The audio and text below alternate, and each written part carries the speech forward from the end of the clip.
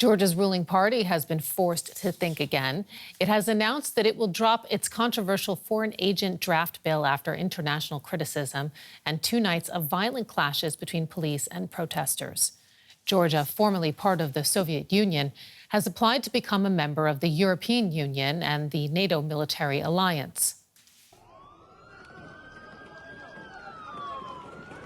Up against the riot police, battling for the future direction of their country. Now, it seems their voices were heard after another night of violent protests in the Georgian capital, Tbilisi. The ruling party announced they would withdraw the foreign agent law. For 2 nights, the police tried to disperse the crowds.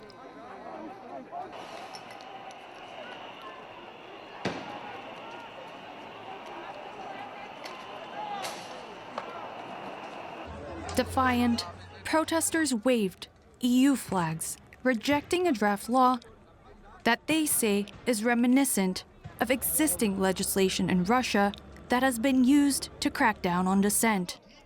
Critics say the law, which would have required NGOs and independent media who receive more than 20% of their funding from abroad to declare themselves foreign agents, is undemocratic.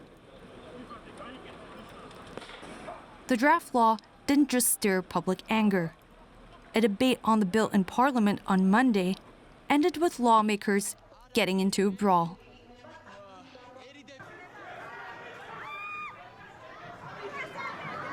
The EU's representative for Foreign Affairs had warned the bill would be a bad move for the country. Now, the government seems to have caved, withdrawing the draft before it could become law. But this alone will likely not put an end to popular protests. Many are calling for a formal denouncement of the bill and a release of protesters who were detained by the police. And I spoke with DW correspondent Maria Katamadzda in Tbilisi earlier and asked her if the government's withdrawal of the draft bill was brought on by the protests. Yes, Sarah. At first glance, it looks like that. For the past few days, we have seen very violent clashes between protesters and the Georgian police. So given this kind of fight done by Georgian people, the government really decided to drop the bill. However, people seem very happy and cheerful, to receive this news. However, there is some skepticism about it. We've managed to speak with some lawyers, and they told me that it's too early to say that the government is genuine about this decision, because so far we have heard only the rhetoric, but there were no additional actions taken as of now. Remind us of the major concerns about the law.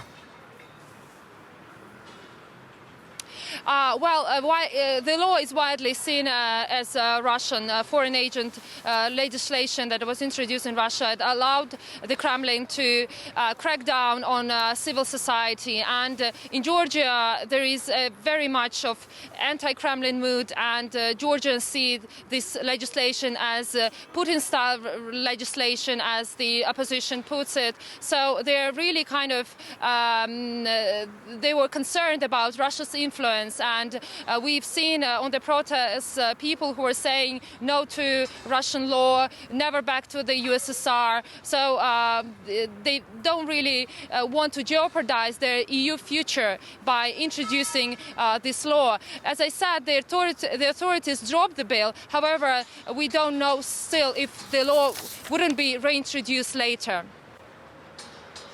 How close is the Georgian government right now to Moscow? Because, the former Soviet Republic of Georgia in general has been moving away from Russia's sphere of influence, but many saw this proposed law as inspired by a similar Russian law.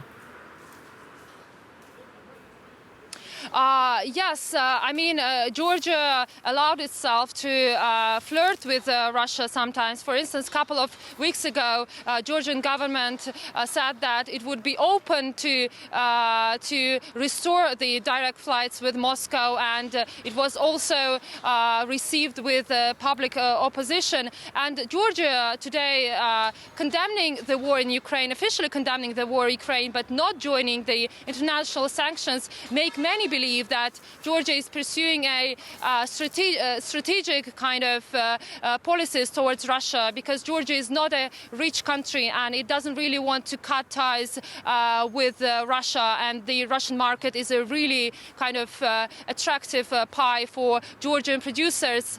So this is also something that the Georgian people criticize the government. Maria Katamaza in Tbilisi, thank you.